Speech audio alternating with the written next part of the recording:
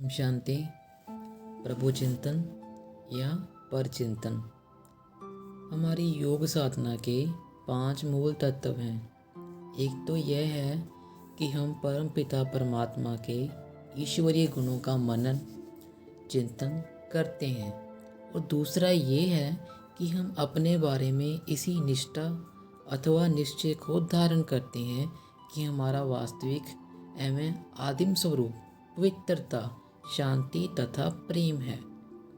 तीसरा ये कि हम स्वयं को एक ज्योति बिंदु आत्मा मानते हैं और परमात्मा को भी देह रहित एक शाश्वत ज्योति बिंदु रूप मानते हैं, और इसी प्रक्रिया अथवा विधि से देह की विस्मृति कर आत्मा के स्वरूप में टिकते हैं। चौथा तत्व ये है कि हम आत्मा के स्वरूप की तथा परमात्मा के स्वरूप एवं गुणों की पुनः स्मृति में लगे रहते हैं, और इस स्मृति को निरंतर यहाँ एक तान बनाते हैं। पांचवा तत्व ये है कि हम इस स्मृति में प्रेम, भावना इत्यादि का समावेश करते हुए इसमें स्थिति तथा अनुभूति को प्राप्त करते हैं। इस प्रकार के अभ्यास, पुरुषार्थ या योग से हमारे संस्कारों में परिवर्तन आता है, हम में पवित्रता, शांति आदि का उत्कर्ष होता है तथा हमारा जीवन आध्यात्मिक महानता को प्राप्त करता है। हमारे इस पुरुषार्थ से हमारे मन का विजय माला में पिरोने के योग्य हो जाता है।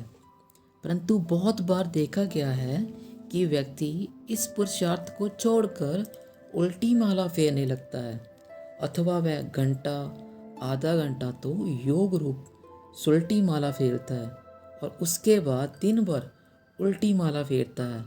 कई बार तो कोई साधक योग अभ्यास के समय भी उल्टी माला फेरने लगता है, उसका परिणाम भी उल्टा ही होता है।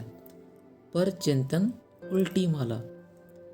हम ऊपर योग के 5 मूल तत्वों का उल्लेख कर आए। अब मान लीजिए कि कोई व्यक्ति किसी मनुष्य तनधारी में कोई अवगुण, दुर्गुण या त्रुटि देखता है।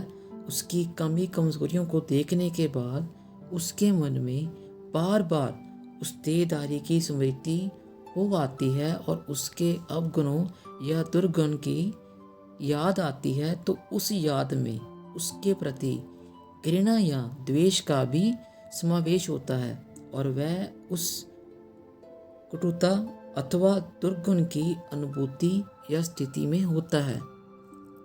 तब इस प्रक्रिया को आप क्या कहेंगे? इसमें एक तो परमात्मा के ईश्वरीय गुणों और दूसरे आत्मा के आदि स्वरूप की पवित्रता के चिंतन की बजाय किसी व्यक्ति के दुर्गुण ही का तो मनन चिंतन है। तीसरे, इसमें ज्योति बिंदु आत्मा और अशरीरी परमात्मा की स्मृति के बजाय देहधारी की ही तो याद है, और अपनी स्थिति भी तो देह की है। चौथे, किसी के दुर्गुणों का पुनः चिंतन या दूसरों से उसका वर्णन अर्थात उसकी निंदा भी तो इसमें समाई है। 5 में उसकी निंदा करते हुए, उसकी त्रुटियों को सोचते हुए मन में उसके प्रति घृणा भाव, क्रोध या अपमान की भावना भी तो समाई हुई है। अंततः ये तो योग साधना के विरुद्ध की प्रक्रिया है। उसका स्पर्श अर्थ तो ये हुआ कि योग या ध्यान से जो लाभ होता है वह सभी लाभ तो इस प्रक्रिया से होंगे नहीं, बल्कि उनके विपरीत ही अब अनुभव होगा।